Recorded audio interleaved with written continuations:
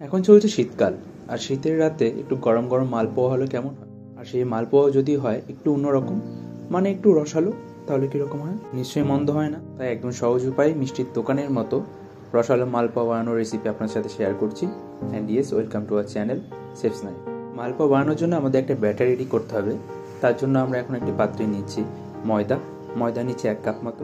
মালপোয়াগুলোকে একটু ক্রিস্পি করার জন্য সুজি নিচ্ছি 1/3 কাপ, চিনি নিয়েছি 50 গ্রাম, হাফ টিস্পুন মতো নুন, 1 টিস্পুন মতো এলাচ গুঁড়ো, 1 টিস্পুন মৌরি। প্রথমে 1 কাপ মতো দুধ দিয়ে সেটাকে মাখিয়ে নিয়ে তারপরে যদি আমাদের দুধের প্রয়োজন হয় তখন আমরা আবার দুধ দেবো। এটার মধ্যে আমরা দুধটা প্রথমেই একবারে ঢেলে দেবো না, অল্প অল্প করে দেব। চামচ দিয়ে ভালো করে একটা ডিরেকশনই ভালো করে ঘুরিয়ে ঘুরিয়ে মেখে নিতে হবে। আমার ব্যাটারটা একটু বেশি শক্ত হচ্ছে, যার জন্য আমি আরেকবার দুধ দিচ্ছি এর মধ্যে, হাফ কাপ মতো। আপনাদের প্রয়োজন হলে তবে দেবেন। এখন ব্যাটারটাকে একটু রেস্টে রেখে আমরা একটা অন্য পাত্রে জল নেব। অ্যাকচুয়ালি আমরা এখন একটা চাশনি বানাবো, চাশনি বা মিষ্টির রস।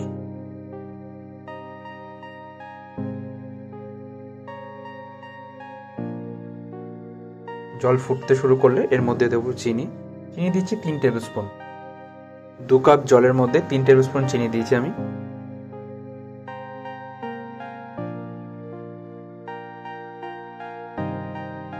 চিনি দেওয়ার পর জলটা যখন আবার ফুটতে শুরু করবে তখন এর মধ্যে দিয়ে দিতে হবে 3খানা এলাচ।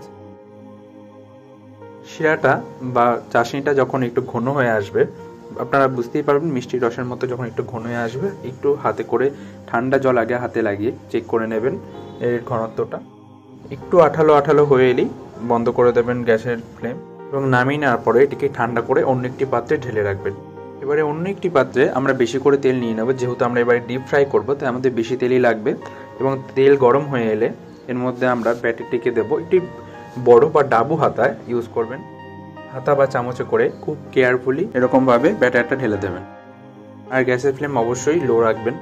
1 মিনিট মতো সময় লাগবে নিচের দিকটা ভাজার জন্য, এবং সেটি নিচের দিকটা ভাজা হয়ে গেলে আপনারা নিজেরাই বুঝতে পারবেন সাইড থেকে উঠতে শুরু করবে এবং সেটাকে ইজিলি ওপরে উল্টে দেবেন। উল্টে দিয়ে এর বিপরীত পিঠটাও ভালো করে ভেজে নেবেন। দুটো দিকে এরকম লাল লাল করে ভালো করে ভেজে নিয়ে এটিকে ছেঁকে নিয়ে তারপরে যে বাটিতে আমরা চাশনি বা মিষ্টির রসটা রেখেছিলাম সেটার মধ্যে এটাকে চুবিয়ে রাখবো।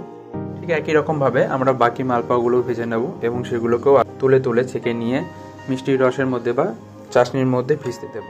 মিষ্টির দোকানে বা ময়রার দোকানের মালপোয়া কিন্তু আমাদের বাড়ির মতো হয় না, ওগুলো নর্মালি একদম পাতলা পাতলা হয়, যার জন্য খেতে খুব সুন্দর লাগে। দেখুন কত ইজিলি কিন্তু মিষ্টির দোকানের মতো মালপোয়া রেডি হয়ে যাচ্ছে। এবার আমরা মালপোয়াগুলো একটু সার্ভ করে নেব। মিষ্টির রসের মধ্যে মোটামুটি 10 থেকে 15 মিনিট যদি ভিজিয়ে রাখতে পারেন তাহলে কিন্তু মালপোয়াগুলো কিন্তু দারুণ নরম হয়ে যাবে এবং ভেতর পর্যন্ত এই রস ঢুকে যাবে, দারুণ লাগবে খেতে।